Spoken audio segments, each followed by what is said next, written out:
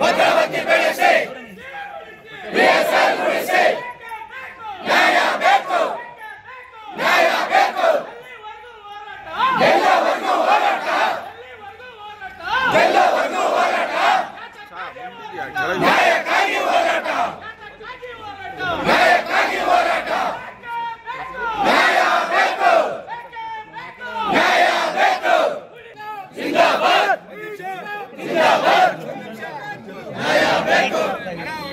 ಯಾರು ಮಾತಾಡಬೇಡಿ.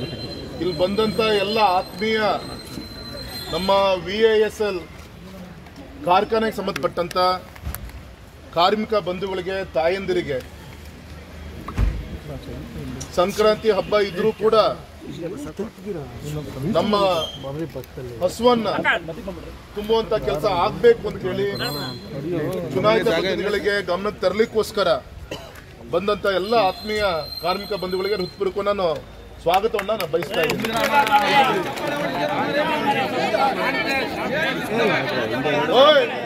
ಮಾಡ್ಬಾರ್ದೇನು ಮಾಡಿಲ್ಲ. ಒಂದ್ ನಿಮಿಷ ಇವತ್ತು ಒಂದ್ ನಿಮಿಷ ಮೈಕ್ರಿಗಳು ನಾನ್ ಭಾಷಣ ಮಾಡಕ್ ನಾನು ಬಂದಿಲ್ಲ. ನಾನು ಕೂಡ ಏನಪ್ಪಾ ಇವತ್ತು ನಾವಿಬ್ರು ಕೂಡ ಸೇರಿ ಇಟ್ಕೊಳ್ಳೋ ಮೊಬೈಲ್ ಇಬ್ರು ಸೇರಿ ಈ ಸಮಸ್ಯೆಗೆ ಬಗೆಹರಿಸಕ್ಕೋಸ್ಕರ ಬೇಕಷ್ಟು ಬಾರಿ ನಾವು ಸೇರಿದೀವಿ, ನೀವು ಸೇರಿದಿರಿ. ನಮ್ಮ ತಂದೆ ತಾಯಿ ಹೆಸರಿಟ್ಟು ಪ್ರತಿಭಟನೆ ಮಾಡಿ ಸೋಷಿಯಲ್ ಮೀಡಿಯಾದಲ್ಲಿ ಬಿಟ್ಟಾಗೂ ಕೂಡ ನಮ್ಮ ಯಾವನ್ ಏನಾರ ಅನ್ಕೊಳ್ಳಿ ನಮ್ಮ ಅಣ್ಣ ತಮ್ಮದಿರಿಗೆ ಏನೋ ತೊಂದರೆ ಆಗ್ಬಾರ್ದು ಅಂತ ಹೇಳಿ ನಿಮ್ಮಲ್ಲೇ ನಾನು ಕೂಡ ಒಬ್ಬನಾಗಿ ಒಬ್ಬ ಚುನಾಯಿತ ಪ್ರತಿನಿಧಿಯಾಗಿ ನಿಮ್ಮ ಆಶ್ರಮದ ಒಬ್ಬ MP ಆಗಿ ಯಾರೋ ಒಬ್ಬ ಆನೆ ಸಾಕ್ಬೇಕಾದಾಗ ಯಾರೋ ಏನೋ ಗಾದಿ ಇದಲ್ಲ ಅಂದ್ರೆ ನಾನು ಅದಕ್ಕೆಲ್ಲ ತಲೆ ಕೆಡ್ಸ್ಕೊಂಡಿಲ್ಲ. ನಾವೆಲ್ಲರೂ ಕೂಡ ಸೇರಿ ನಮ್ಮ ಬಡವರ ಹೊಟ್ಟೆ ತುಂಬಿಸೋಕ್ಕೋಸ್ಕರ ನಿಮ್ ಶ್ರಮಕ್ಕೆ ದುಡಿಮೆಗೆ ಗೌರವ ಪಡಿಸುವಂತ ದೃಷ್ಟಿಯಿಂದ ದೇವರ ಮೆಚ್ಚೋ ರೀತಿಯಲ್ಲಿ ಕೆಲಸ ಮಾಡಿದೀವಿ, ಮಾಡ್ತಾ ಇದೀವಿ, ಮುಂದೆ ಕೂಡ ಮಾಡ್ಬೇಕು ಅಂದ್ರೆ ನಿಮ್ ಜೊತೆಗೆ ನಾವೆಲ್ಲರೂ ಕೂಡ ಇದೀವಿ. ನಂಗೆ ಯಾರು ಚಪ್ಪಲಿ ತಟ್ಟೋ ಅವಶ್ಯಕತೆ ಇಲ್ಲ, ಚಪ್ಪಲಿ ತಟ್ಸ್ಕೊಂಡು ನಾವು ಬಂದೂ ಇಲ್ಲ. ಇದು ಒಂದು. ಎರಡನೇದು ಮೈಕ್ ಇಟ್ಕೊಳ್ಳಿ ಇಟ್ಕೊಳ್ಳಿ. ಎರಡನೇದು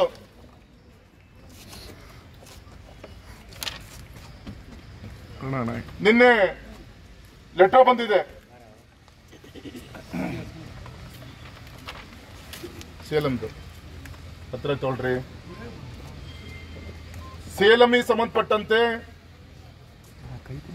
ಇದೇ ತಿಂಗಳು 3ನೇ ತಾರೀಕಿಗೆ strategic investment of Salem steel plant unit of SAIL annulment of expression of interest.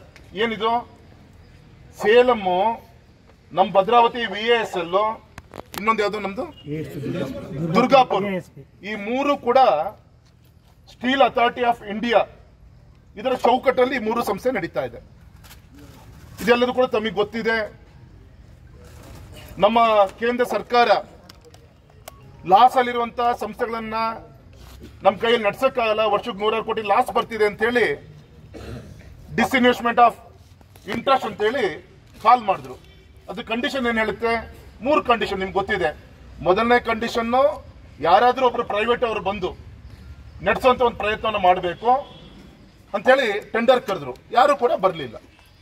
ಎರಡನೇದು ಏನ್ ಮಾಡಿದ್ರು? ಕೇಂದ್ರ ಸರ್ಕಾರ ಮತ್ತು ಪ್ರೈವೇಟ್ ಪಬ್ಲಿಕ್ ಪ್ರೈವೇಟ್ ಪಾರ್ಟ್ನರ್ಶಿಪ್ ಅಲ್ಲಿ ನಡೆಸಬೇಕು ಅಂತ ಬಂದ್ರು, ಅದು ಕೂಡ ಯಾರು ಬರಲಿಲ್ಲ. ನಮ್ಮ ಭದ್ರಾವತಿ VASL ಕೂಡ ಹೌದು, ಸೇಲಂನ ಅದು ಕೂಡ ಹೌದು. ಇವತ್ತೇನು 3ನೇ ತಾರೀಕು ಜನವರಿಗೆ ಆದೇಶ ಬಂದಿದೆ.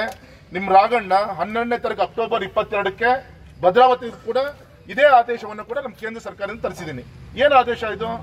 ಸದ್ಯಕ್ಕೆ ಈ ಟೆಂಡರ್ ಪ್ರೊಸೆಸ್ ಅಲ್ಲ ಚಂದ್ರಸಪ್ಪನವರೇ, ಟೆಂಡರ್ ಪ್ರೊಸೆಸ್ ಏನಿದೆ ಇದನ್ನ ನಾವು ನಿಲ್ಲಿಸ್ತಾ ಇದೀವಿ. ಈಗ ಏನ್ ಕಂಡೀಷನ್ ಇದೆ ಅದನ್ನ ಮುಂದುವರ್ಸ್ಕೊಂಡು ಹೋಗುವಂತ ಕೆಲಸವನ್ನ ಮಾಡ್ತೀನಿ ಅಂತ ಹೇಳಿ ಪತ್ರವನ್ನ ಬರೆದಿದ್ದಾರೆ.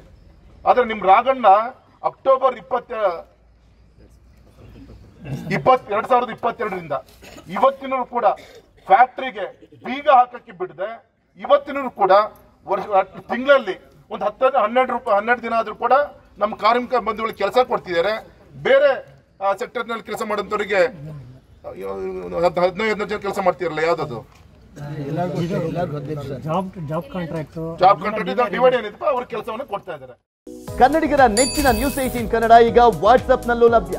ಕರ್ನಾಟಕ ದೇಶ ವಿದೇಶಗಳ 360 ಡಿಗ್ರಿ ಸುದ್ದಿಯ ವಿವರಗಳನ್ನ ನಿಮ್ಮ ಕೈ ಬೆರಳುಗಳಲ್ಲೇ ಪಡಿಲಿಕ್ಕೆ ಈ QR ಕೋಡ್ ಅನ್ನ ಸ್ಕ್ಯಾನ್ ಮಾಡಿ ನಮ್ಮ ಚಾನಲ್ ಫಾಲೋ ಮಾಡಿ, ನೋಟಿಫಿಕೇಶನ್ ಆನ್ ಮಾಡಿ.